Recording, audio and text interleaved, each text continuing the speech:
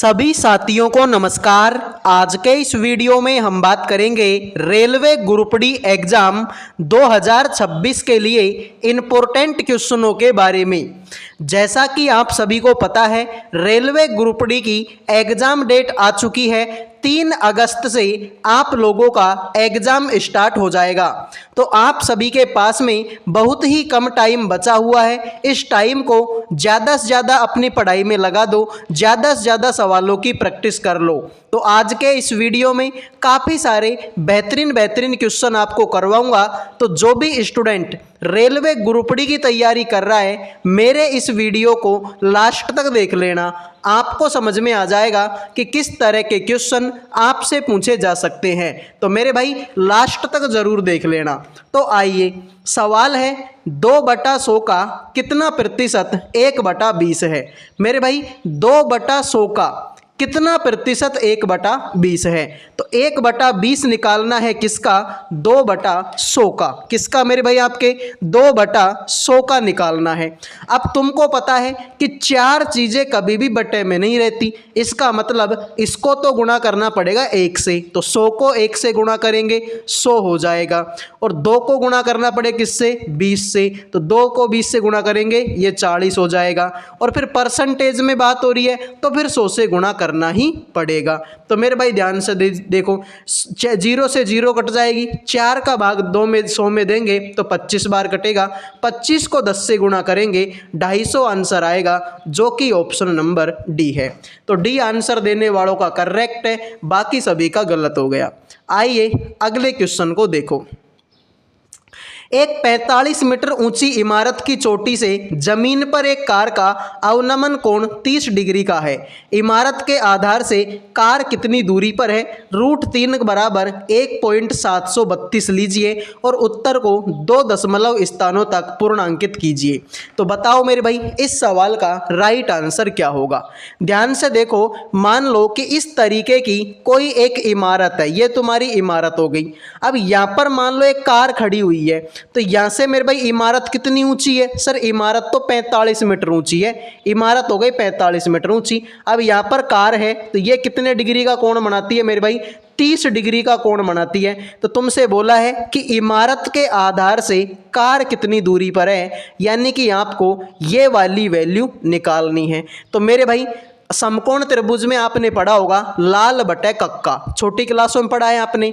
लाल बटे कक्का का फॉर्मूला आपने पढ़ा होगा, यानी कि ये तो लंब हो गया और ये आधार हो गया। तो लंब बटे आधार मेरे दोस्त tan थीटा बराबर में होता है लंब बटे में आधार। अब थीटा की वैल्यू 30 डिग्री है, यानी कि मेरे भाई क्या होगा? tan 30 डिग्री होगा बराबर में लंब कितना है? 45 डिग्री का। और आधार कितना है? x का। tan 30 डिग्री होता है 1/√3। तो 1/√3 हो गया, बराबर में हो गया 45 बटे में x हो गया। तो सीधी सी बात है, अब कुछ भी नहीं करना, क्रॉस मल्टीप्लाई कर दो। x को 1 से गुणा करेंगे तो मेरे भाई x हो जाएगा। √3 को 45 से गुणा करेंगे तो ये हो जाएगा 45√3। क्या हो जाएगा मेरे भाई? आपका 45√3। अब सीधी सी बात है, 45 का तो 45, √3 की वैल्यू बोला है 1 पॉइंट में 732। तो मैं इसको गुणा कर लेता हूँ। 1 पॉइंट में 73 से ही कर लो, ठीक है? 32 को रहने दो, 1 पॉइंट में 73 से इसको गुणा कर लो। तो 45 को अगर मैं 3 से गुणा करूंगा तो 45 तिया कितना होता है? आप बोलेंगे सर 45 तिया तो 135 होता है। तो 135 का 5 आ जाएगा, 13 हासिल यहाँ पे लग जाएगी। फिर मेरे भाई 45 को 7 से गुणा करेंगे तो 7 पंजो 35, 31 यानी 315। 315 में 3 जोड़ेंगे तो 328 का मेरे भाई आपका, ठीक है मेरे भाई आपका कितना हो जाएगा? 28, ठीक है 328। तो 32 से स्पल बचेगा। 45 को 1 से गुणा करें 45, और 45 और 32 कितना होता है? 77। तो 77 पॉइंट में 85 के लगभग में आंसर आएगा। तो 77 पॉइंट में 85, भाई 77 तो इसी ऑप्शन में है। तो जिन्होंने ए आंसर दे दिया उनका सही हो गया, बाकी सभी का सवाल गलत है। तो सीधी सी बात है भाई, देखो ज़्यादा मेहनत आपको नहीं करनी, बिल्कुल सिंपल सवाल है। कि इमारत कितनी ऊंची है, 45 मीटर की तो इमारत है। इमारत के आधार से कार की दूरी निकालनी है, यानी कि लंब तुम्हारे पास में है, आधार तुमको निकालना है। तो लंब बटे में आधार किस में होता है, टेन थीटा में। टेन थीटा, थीटा की वैल्यू 30 डिग्री है तो टेन 30 डिग्री हो गया। लंब बटे आधार, लंब 45 आधार x तो 45 बटे में x हो गया। टेन 30 डिग्री 1/√3 होता है, x को 1 से गुणा करेंगे x हो जाएगा और √3 को 45 से गुणा करेंगे 45 √3 हो जाएगा। √3 की वैल्यू 1 पॉइंट में 73 लेनी है, तो 45 को 1.73 से गुणा करेंगे तो 77 पॉइंट में कुछ आंसर होगा और 77 पॉइंट में कुछ आंसर ऑप्शन नंबर 1 में है।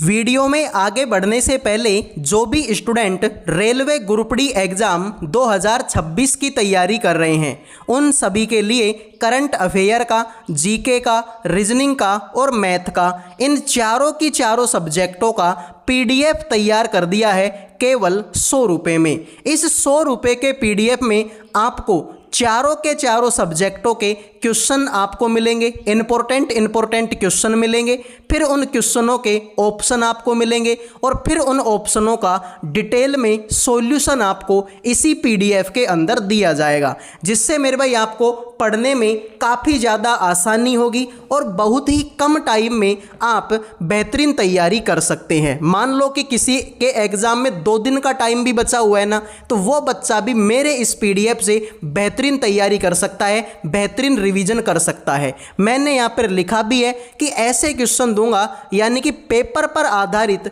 क्वेश्चन और आंसर मैं आपको देने वाला हूँ। जैसे क्वेश्चन मैं आपको इस पीडीएफ में दूंगा, गारंटी है लगभग वैसे ही क्वेश्चन आपके पेपर में पूछे जाएंगे। तो अगर कोई बच्चा ध्यान से मन लगा के मेरे इस पीडीएफ को पढ़ लेता है तो लगभग उसका सिलेक्शन पक्का है।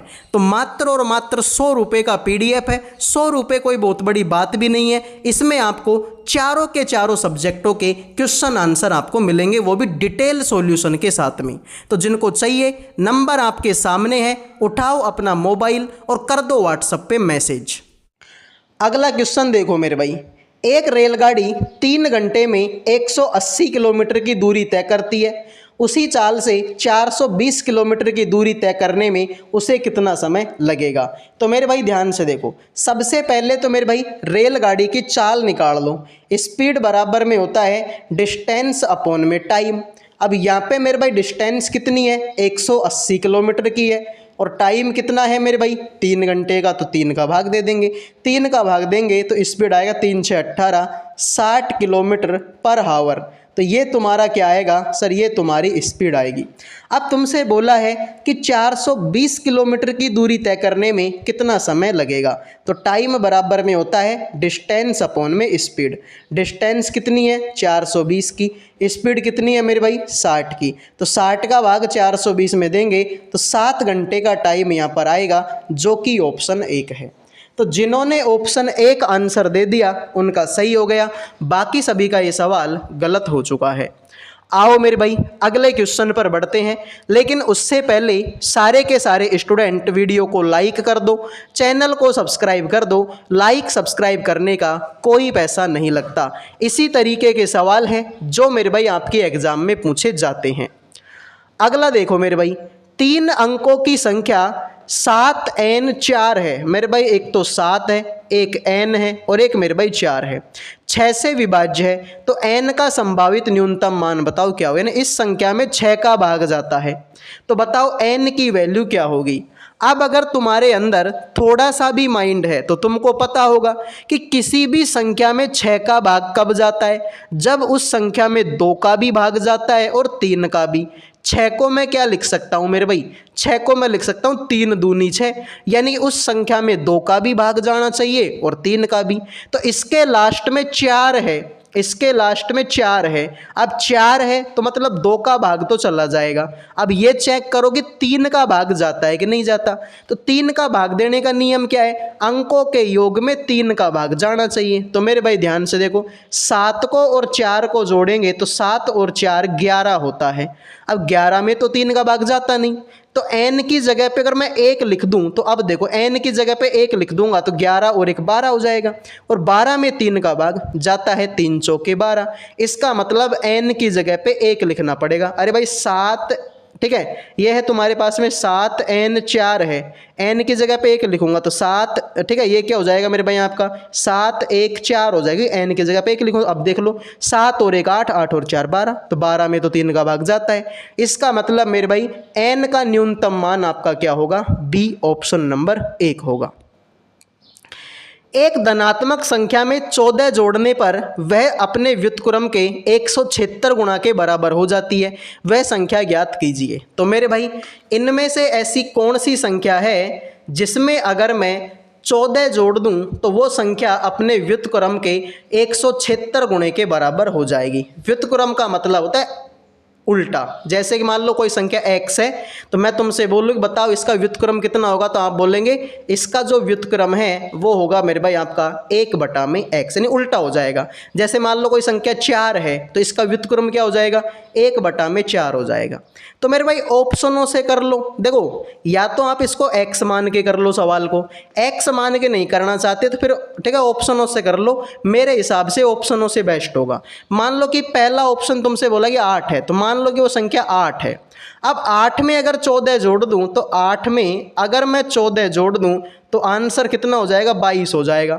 अब चेक करो मेरे भाई कि ये 176 गुणे के बराबर है या नहीं है। तो मेरे भाई अभी मैंने क्या बोला था, व्युत्क्रम का मतलब उल्टा होगा, तो 8 का उल्टा क्या होगा, 1/8 होगा। अब इसको 176 से गुणा करो, इसको 176 से गुणा करते हैं तो भाग दे के चेक करो। 8 का भाग जब इसमें देंगे 8 दूनी 16, 8 दूनी 16, 22 बढ़ जाएगा। मतलब मेरे भाई 22 आ गया। पहला ही ऑप्शन आपका करेक्ट है, दूसरे किसी ऑप्शन को चेक करने की ज़रूरत भी नहीं है, पहले ऑप्शन से ही तुम्हारा जो आंसर है वो मेरे भाई आ गया। अगले क्वेश्चन को चेक करो भाई। 165 मीटर और 195 मीटर लंबी दो ट्रेन विपरीत दिशाओं में चल रही है। पहली ट्रेन 83 किलोमीटर पर आवर की चाल से और दूसरी 79 किलोमीटर पर आवर की चाल से चल रही है। उन्हें एक दूसरे को पार करने में कितना समय लगेगा। तो मेरे भाई तुम्हारे पास में दो ट्रेन हैं, एक ट्रेन की ठीक है, एक ट्रेन की चाल है 83 किलोमीटर पर आवर, दूसरी की है 79 किलोमीटर पर आवर और ये विपरीत दिशा में जाती है। तो जब भी ट्रेन विपरीत दिशा में जाती है, मान लो एक जा रही है इधर को, दूसरी जा रही है इधर को, तो जब भी विपरीत दिशा में जाती है तो चाल आपकी क्या होती है, जुड़ जाती है। तो मेरे भाई चाल इनकी क्या हो जाएगी, स्पीड हो जाएगी इनकी 83 में कितना जोड़ दो, 79। तो अगर मैं दोनों को जोड़ूंगा तो आंसर आएगा 9 और 3 12, 15 और 1 16 162 होगा। लेकिन प्रॉब्लम है सर, प्रॉब्लम ये है कि ये किलोमीटर पर आवर में है, ये भी किलोमीटर पर आवर में है, जबकि आंसर तुमको किस में चाहिए, ये मीटर में दिया हुआ है और ये तुमको सेकंड में चाहिए, यानी आंसर तुमको चाहिए मीटर पर सेकंड में।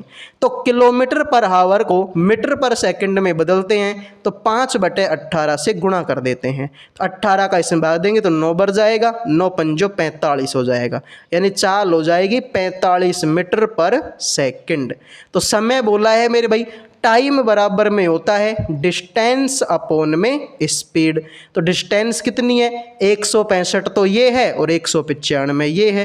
तो 165 में कितना जोड़ देंगे, 195 जोड़ देंगे और 45 का भाग दे देंगे। तो इनको जोड़ेंगे तो मेरे भाई 360 आएगा, 360 में 45 का भाग देंगे तो मेरे भाई आंसर आएगा कितना, 8। तो यही तुम्हारे सवाल का राइट आंसर हो जाएगा। तो सी आंसर देने वालों का करेक्ट है, बाकी सभी का सवाल गलत हो चुका है। तो लाइक सब्सक्राइब कर दीजिए मेरे भाई, मज़ा आ जाएगा। इस तरीके सवाल ही आपके एग्जाम में पूछे जा रहे हैं। ए बी और सी एक काम को क्रमशः 2 20 और 20 दिनों में पूरा कर सकते हैं।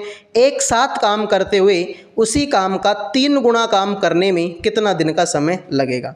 तो 3 आदमी हैं ए बी और सी, ए करता है कितने दिन में, 2 दिन में, बी करता है कितने दिन में, 20 दिन में, अगला सी करता है कितने दिन में, 20 दिन में। तो तीनों का एलसीएम 20 ही ले लो मेरे भाई। 20 का भाग 2 का भाग 20 में देंगे 10 बढ़ जाएगा, 20 का भाग 20 में देंगे 1 बढ़ जाएगा, 20 का भाग 20 में देंगे 1 बढ़ जाएगा। तो मेरे भाई अब तुमसे बोला कि उसी काम का 3 गुना काम, तो मेरे भाई इसका 3 गुना कर दो। तो 20 का 3 गुना होता है मेरे भाई कितना, 60 होता है। अब तीनों मिलके करेंगे तो 10 और 1 11, 11 और 1 12, तो 12 का भाग देंगे, 12 पंजो 60। यही तुम्हारे सवाल का राइट आंसर हो जाएगा। तो जिन्होंने बी आंसर दे दिया है उनके मज़े हो गए, बाकी सभी का ये सवाल गलत हो चुका है। आ जाइए अगले क्वेश्चन पर बढ़ते हैं। ठीक है, अगला सवाल देखो भाई, 5 पुरुष किसी काम को 16 दिनों में पूरा कर सकते हैं, जबकि 9 महिला और 8 दिन में उस काम को कर सकती हैं। तो बताइए 3 महिला और 2 पुरुष उसी काम को कितने दिन में पूरा करेंगे। तो बताइए मेरे भाई इस सवाल का राइट आंसर क्या होगा। तो मेरे भाई देखो 5 पुरुष करते हैं 16 दिन में, यानी मैं इसको बोल सकता हूँ कि 5 पुरुष कर रहे हैं, या फिर यहाँ लिख लो इसको, देखो 5 पुरुष जो हैं मेरे भाई कितने दिन में कर रहे हैं, 16 दिन में कर रहे हैं। उसी काम को भाई, काम तो सेम ही है, तो 9 महिला कर रही है 8 दिन में, यानी कि 9 महिला कर रही है मेरे भाई कितने दिन में, 8 दिन में। तो मैं इसको ऐसे कर सकता हूँ, देखो कैसे, 16 पंजो 80, या फिर इसको काटा पीटी कर लो यहीं पर, जैसे 8 एकम 8, 8 दूनी 16, तो 5 दूनी 10, तो 10 तो हो गए मेरे भाई पुरुष, और 9 एकम 9, 9 हो गई महिला। यहाँ से अगर मैं पुरुष और महिलाओं का अनुपात निकालूंगा तो पुरुष महिला इसके नीचे आ जाएगी, तो पुरुष के नीचे महिला, ये हो जाएगा मेरे भाई 9 तो यहाँ पर है ही, 10 इसके नीचे आ जाएगा, तो ये हो जाएगा 9/10, यानी कि 9 तो हो गए पुरुष और 10 हो गई कितनी, महिला। अब अगर मेरे भाई यहाँ से पूछा है कि तुमसे बताओ 3 महिला और 2 आदमी कितने दिन में करेंगे, तो सबसे पहले तुम्हें टोटल वर्क निकालना पड़ेगा। तो मेरे भाई टोटल काम यानी कि कुल काम बताओ कितना है। अब या तो आप महिला से काम को कर लो या पुरुष वाले से कर लो, जो तुम्हारा मन करे ना उससे कर लो। मैं पुरुष वाले से कर लेता हूँ। तो मैंने बोला था 5p, 5, और मैंने क्या बोला था p, 5 के बाद में p है, लेकिन p की वैल्यू तो 9 है, तो इसको मैं 9 लिख देता भाई, 5p, तो p की जगह पे 9 लिख दिया। गुणा में मेरे भाई कितना है 16, तो मैंने 16 भी यहाँ पर लिख दिया। इनको गुणा कर दो, 16 पंजे 80, 8 नाम का 72, यानी कि 720। तो टोटल काम कितना हो जाएगा, 720 काम यहाँ पर हो जाएगा। अब इस काम को कौन करेगा मेरे भाई, 3 महिला और 2 पुरुष करेंगी। तो 3 तो महिला, महिला कितनी है मेरे भाई यहाँ से 10, तो 3 हो गई महिला हो गई, और मेरे भाई 2 पुरुष, तो 2 पुरुष, पुरुष कितने हैं यहाँ से 9 है, तो पुरुष मेरे भाई कितने हो गए, 9 हो गए। तो ऊपर मेरे भाई 720 है, कोई बात नहीं, इसको करेंगे 10 तिया 30 और 9 दूना 18 हो जाएगा। तो 720 में किसका भाग देंगे, 30 और 18 48 का, 48 का भाग अगर 720 में देंगे तो कितनी बार जाएगा मेरे भाई, तो देखो 24 बार तो जाएगा नहीं, 15 का भाग देंगे, 15 8 का 120, 15 चौको 60, 12 72 बिल्कुल। तो मेरे भाई कितना आंसर आएगा, 15 दिन आंसर आ जाएगा। तो जिन्होंने मेरे भाई 15 दिन आंसर दे दिया उनका सही है, बाकी सभी का सवाल गलत हो गया। तो भाई जिनको समझ में नहीं आया एक बार फिर से देख लो। तुमसे बोला था 5 पुरुष कर रहे हैं 16 दिन में, तो मैंने वही लिखा मेरे भाई, मैंने वही लिख दिया 5 पुरुष कर रहे हैं 16 दिन में। फिर मेरे भाई 9 महिला कर रही है 8 दिन में, तो 9 महिला कर रही है 8 दिन में, तो 8 का भाग दे दे, 8 दूनी 16, तो 5 दूनी 10 पुरुष करेंगे कितने दिन में, 9 दिन में। तो पुरुष और महिलाओं का रेशो निकाल दिया, तो महिला इसके नीचे आ जाएगी, तो पुरुष के नीचे महिला, और इधर को देखेंगे तो 9 के नीचे आ जाएगा 10, तो 9 बटा में क्या हो जाएगा, 10 हो जाएगा। तो यहाँ से अगर मैं कुल काम निकालूँ, अब देखो जिससे तुम्हारा मन कर रहा है ना उससे निकाल लो, तुम या तो महिला वाले से निकाल लो या पुरुष वाले से निकाल लो। मैंने पुरुष वाले से निकाल लिया कि 5 है तो मैंने 5 लिख दिया, फिर उसके आगे 5 पुरुष, पुरुष है ना मेरे भाई, ये पुरुष है पुरुष, तो पुरुष की जगह पे तो मैं 9 लिख, भाई यहाँ से पुरुष की वैल्यू 9 है, तो 5 पुरुष, पुरुष की जगह पे 9 और 16 तो यहाँ पर है ही मेरे भाई, तो इनको गुणा करेंगे 720, यानी टोटल काम होगा 720। इसको करेंगे 3 महिला और 2 पुरुष, तो 3 महिला कितनी है मेरे भाई, सर महिला यहाँ से 10 है तो 10 हो गया, 2 पुरुष, तो 2 पुरुष कितने हैं 9 है तो 9 पुरुष हो गए, तो 10 तिया 30 और 9 दूना 18, 720 में 48 का भाग देंगे, 15 आंसर आ जाएगा। अगले क्वेश्चन को देखो भाई, अनमोल और आयुषी ने मिलकर एक व्यवसाय में 41,400 रुपये का निवेश किया। वर्ष के अंत में 5,000 के कुल लाभ में से अनमोल का हिस्सा 2300 था, तो अनमोल का निवेश बताओ कितना होगा। तो ये बिल्कुल सिंपल सवाल है, इस तरीके के सवाल एग्जाम में आते हैं। बस ऐसे सवालों में आपको एक चीज़ याद रखनी पड़ेगी कि जो आदमी जिस अनुपात में पैसे लगाता है उसे लाभ या हानि भी उसी अनुपात में मिलता है। फॉर एग्जाम्पल मेरे भाई, मान लो कि ये कोई कंपनी है, इस कंपनी में मैंने लगाए हैं 50 रुपये और किसी दूसरे आदमी ने लगाए हैं 100 रुपये। मान लो कल को ये कंपनी भाग गई, भाई ऐसी बहुत सारी कंपनी होती है जो लोगों का पैसा लेके भाग जाती है। तो मान लो कल को ये कंपनी भाग गई तो मेरे तो कितने रुपए डूबेंगे इसमें, 50 रुपये। इसके कितने रुपए डूबेंगे, 100 रुपये। यानी मैंने कम पैसे लगाए हैं तो मेरा कम का लॉस हुआ, इसने 100 रुपये भाई मेरे से तो ज़्यादा लगाए हैं तो इसने ज़्यादा पैसे लगाए तो ज़्यादा का लॉस होगा। उसी तरीके से मान लो कल को ये कंपनी प्रॉफिट देने लग गई, ये कंपनी में लाभ होने लग गया, तो मैंने तो कम पैसे लगाए हैं तो फिर मेरे को लाभ भी कम मिलेगा, इसने ज़्यादा पैसे लगाए हैं तो इसको लाभ भी ज़्यादा मिलेगा। यानी कहने का मतलब ये है कि जो आदमी जिस अनुपात में पैसे लगाता है लाभ भी उसको उसी अनुपात में मिलता है। या फिर मैं उल्टा बोल सकता हूं कि जिस आदमी को जितना लाभ मिला उसने पैसे भी उसी अनुपात में लगाए होंगे। तो यहाँ पे मेरे भाई अनमोल की बात हो रही है। अनमोल को लाभ कितना मिला है, 2300 रुपये का लाभ मिला। कितने रुपए में से, 5000 रुपये में से। 5000 का ही तो टोटल लाभ हुआ था, तो 5000 के रुपए में से 23 का इसको क्या हुआ है, लाभ हुआ 2300 का। ठीक है, तो 2 जीरो से 2 जीरो कट जाएंगी, ये हो जाएगा 23 बटे में कितना, 50। तो ये तुम्हारा क्या हो जाएगा, प्रॉफिट हो जाएगा। ठीक है, अब ये बात तो किसकी, अनमोल। तो अनमोल का हिस्सा निकाल दो, तो टोटल पैसा इन्होंने कितना लगाया था, 41,400। तो इनको लाभ इस रेशियो में मिला है तो पैसे भी इसी रेशियो में लगाए होंगे इन्होंने।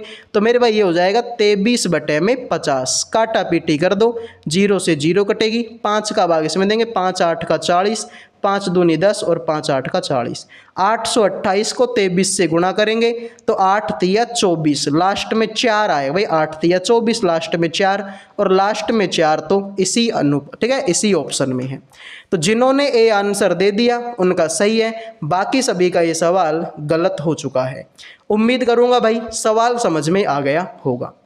आइए अगले क्वेश्चन को चेक करो, इसका आंसर निकालना है मेरे भाई। और अगर मैं तुमको बताऊं तो 2 सेकंड में ये सवाल हो जाएगा, मात्र 2 सेकंड में। बच्चे बोलेंगे सर 2 सेकंड में कैसे हो जाएगा भाई सवाल। भाई इतना आसान सवाल है कि 2 ही सेकंड में ये सवाल हो जाएगा और तुम खुद बोलोगे कि यार इतना आसान सवाल था। तो है इस क्लास में कोई ऐसा मर्द बच्चा जो मात्र 2 सेकंड में सवाल का आंसर निकाल सके।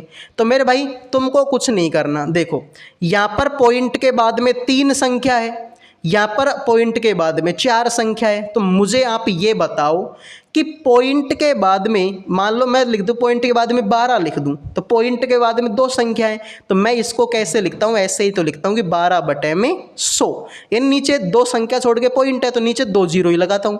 मान लो मैं तुमसे बोलूं पॉइंट 5 है, तो पॉइंट 5 को मैं क्या लिखता हूं, 5 और 1 संख्या छोड़ के पॉइंट है तो नीचे 1 जीरो लगा देता हूं। ऐसा ही करता हूं मैं। तो यहां पर तुम देख लो मेरे भाई, यहां पर तो 3 संख्या छोड़ के पॉइंट है और यहां पर 4 संख्या छोड़ के पॉइंट है।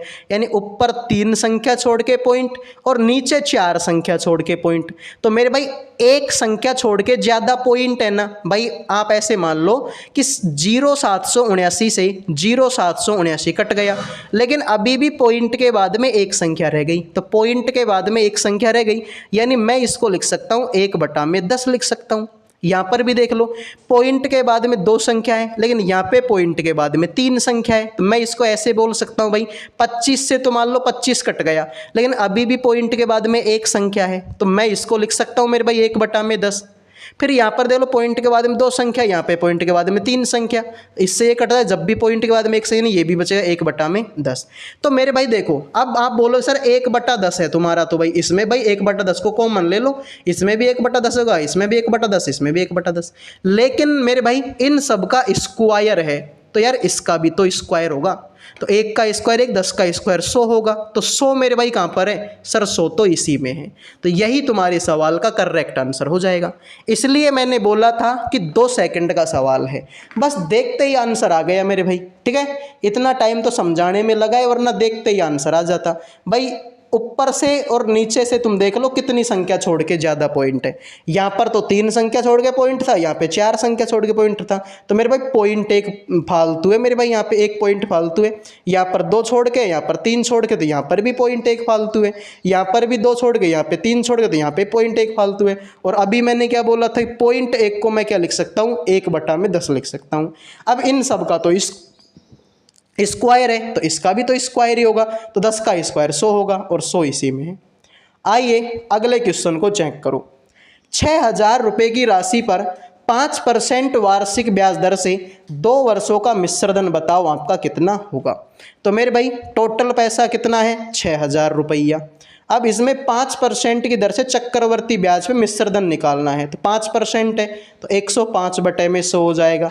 अब 2 साल का है तो 2 साल का निकाल दो मेरे भाई, 105 बटे में 100 हो जाएगा, 2 बार हो जाएगा।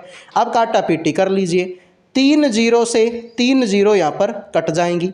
अब मेरे भाई ध्यान से देखो, 3 जीरो से 3 जीरो यहाँ पर कटा, नीचे 1 जीरो बचेगी। अब देखो इनको गुणा कर लो भाई, 105 को 105 से गुणा करेंगे तो 6 गुणा में 105 को 105 से गुणा करेंगे तो 25 तो आएगा ही आएगा। 11 को 10 से गुणा 110 आ जाएगा, ठीक है मेरे भाई। और बटे का 10 तो है ही है। इसको 5 से काट लो, देखो 5 से इसको काटेंगे तो 5 दूनी 10, 5 दूनी 10 और 5 25 हो जाएगा। यहाँ पे 5 दूनी 10, 2 से काटे 3 बार, तो 2205 को अगर 3 से गुणा करेंगे तो 22 तिया 6615। यही तुम्हारे सवाल का आंसर हो जाएगा। तो बी आंसर देने वालों का सही है, बाकी सभी का ये सवाल गलत हो चुका है। आओ मेरे भाई, एक कक्षा के 40 छात्रों की औसत आयु 18 वर्ष है। यदि शिक्षक की आयु भी शामिल कर ली जाए तो पूरे समूह की औसत आयु 19 वर्ष हो जाती है। तो शिक्षक की आयु बताओ कितनी होगी। तो मेरे भाई देखो, 40 बच्चों का एवरेज कितना है सर 18। अब 40 बच्चों में अगर एक टीचर को और शामिल कर लिया जाए तो इनका एवरेज हो जाता है 19। अब यहाँ पे तुम देखो मेरे भाई, तो टीचर की जो उम्र है वो कितनी है 19 साल, सर 19 तो अलग लिख दो। अब देखो यहाँ पर इन 40 बच्चों का जो एवरेज आया था वो कितना था 18, यहाँ पर इन 40 बच्चों का एवरेज कितना आया 19, यानी मेरे भाई एक ज़्यादा है, एक ज़्यादा है। और कितने बच्चों का ज़्यादा है 40 बच्चों का, तो एक को 40 से गुणा करेंगे 40 हो जाएगा। तो 40 तो ये और 49 ये, 59 आंसर हो जाएगा, बात खत्म। तो डी आंसर देने वालों का सही है, बाकी सभी का सवाल गलत हो चुका है। तो ये थी आज की क्लास, उम्मीद करूँगा क्लास पसंद आई होगी। पसंद आई है तो वीडियो को लाइक करो, चैनल को सब्सक्राइब करो। अगले वीडियो में मिलेंगे। जय हिंद, जय भारत।